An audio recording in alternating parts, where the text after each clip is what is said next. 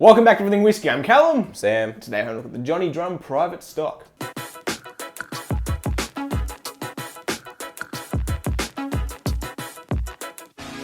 Alrighty, so today we're going to do the Johnny Drum. Basically, this is from Willet Distillery. It's called the Private Stock. I'm not really sure what that means. Probably not. This is the one above. There's a baseline one. It's around. Yeah, I think they do 3 of them. But yeah, Private Stock as an actual kind of designation, I don't think means anything legally.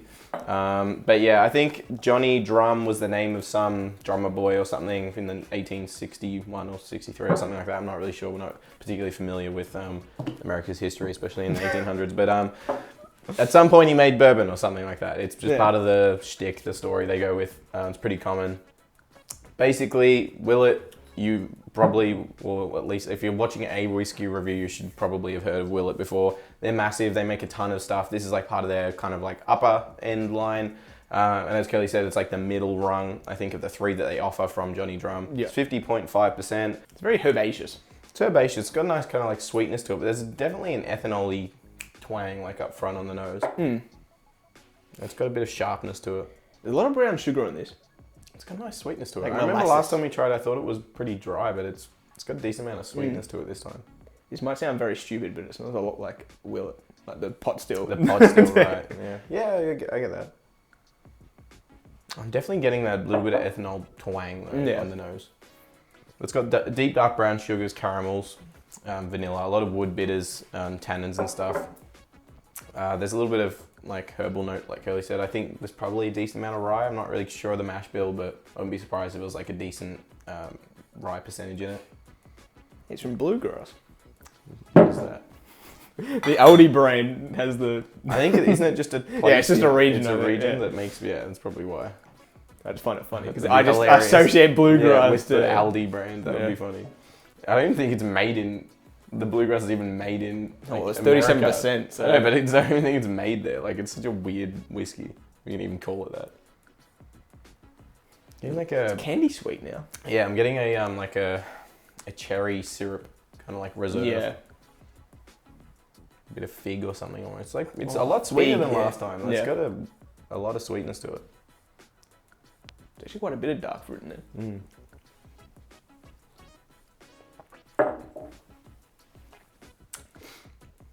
That's good. A bit drier than last time. It is drier, but it's still got like a nice caramelly, like top of a creme brulee kind of like charred sweetness with like some dark fruits. Yeah, and those dark fruits are still there, but definitely a bit more like bitterness and a bit more of that herbal rye notes come through. But it's pretty classic bourbon. Like as far as notes go, there's no outliers. Yeah, it is definitely sweeter than last time though. I reckon the first time. Yeah, there was no. It was like tree sap almost the first time we tried it. Yeah, we picked up the Foolproof and this at the same time, and we tried this first, and it was just like really dry for me. Like I don't know. Like I don't know. It was just not. Didn't have enough sweetness. Wasn't balanced and stuff. This time, completely different experience. I wonder if like having a little bit of air in the bottle.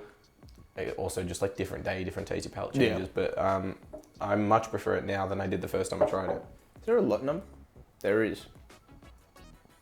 I was about to say the 9th of the 27th, but it's Americans. the 27th of September 2016. Yeah.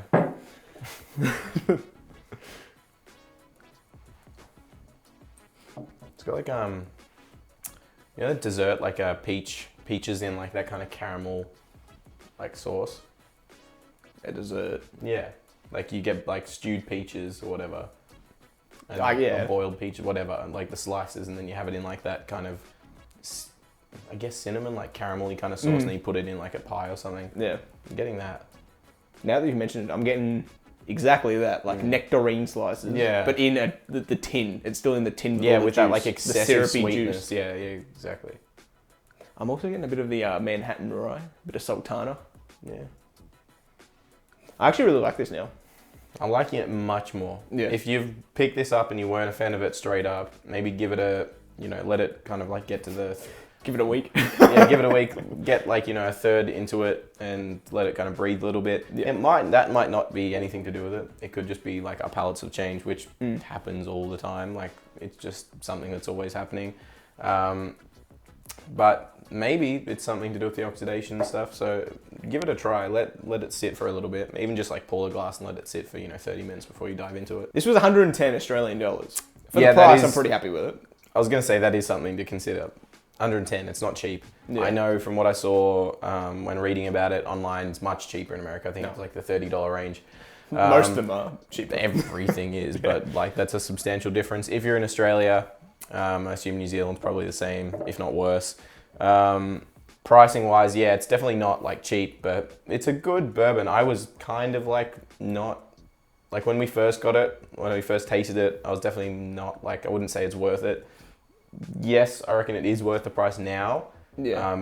The way I'm tasting it now, but like as just like a bourbon, like, I mean, you can buy, again, we say this so often, pretty much every time we review, exactly, rare breed, you get... I was just about to say, it reminds me of a mix between the maker's sweetness with the wild turkey kind of herbaceousness. Yeah.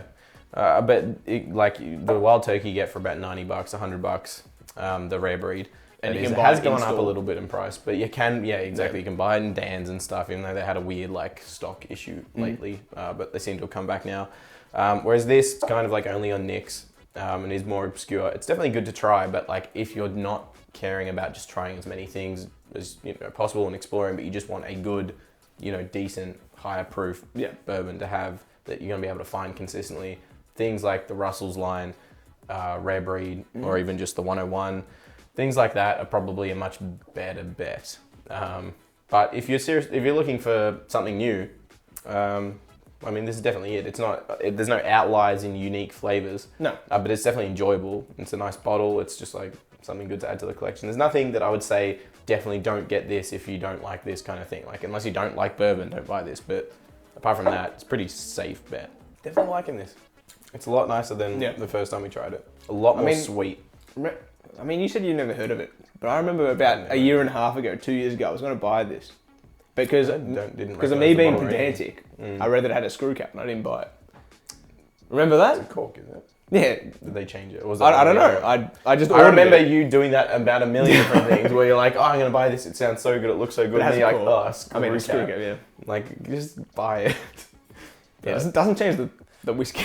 I don't know. For you, it does. You genuinely change the experience. If you see a screw cap, your mind automatically goes into like. I think it was just because it had wax around it, so it was kind of like. You think they're going to invest in putting like wax dipping. It's like they hid the screw cap with the wax, but now that's obviously has got wax, so they put a cork in there.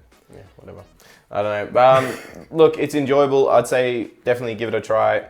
If you've already tried it, let us know what you think, because we've had completely different like experiences between the 2 times we've tried it. So let us know if you've had a similar experience. But yeah, if you enjoyed this episode of Everything Whiskey, leave us a like and see future episodes from us. Maybe consider hitting that subscribe button. If you do, we'll see you next one. Cheers.